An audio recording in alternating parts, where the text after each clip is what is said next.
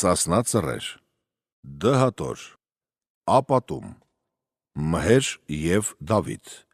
վիպասաց Օհան Գասպարյան, գրառող Սենեքերիմ Տեր-Հակոբյան, 1919 թվական 12 նոյեմբերի,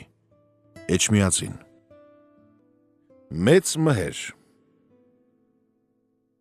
Մսրա Սենաքարիմ թագավորի տղաքնիրն են եղած, որ կրվածին մելիք մնացեր է, Մհեր եկեր է Սասուն ջրերի հետ, որց ջուր է գտեր եկեր է Սասնո ջրի վրա, տեսեր է ուրիշ ջուր մկա, կտրեր է անցե, սեր է, ես հոս պտի բնակվիմ։ Ենտեղ էտ երկրի վերգին հավաքեր է, զավթեր է զերգիր, չունքի Սասնու վերգին կերթեր մսր, վերգին տվեց սուքել բերդ, մինչե որ ինք սաղ էր, Սասնու վերգին ամբողջ ինք զավթեց կերավ։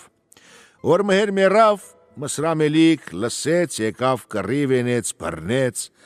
Դավիթ մորոջ գրգին էր։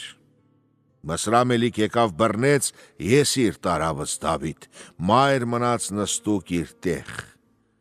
Մսրամելիք տարավыз Դավիթ տվեց ուր մորոջ մոտ, 7 տարի ըստ քաղցր կաթ տվեց։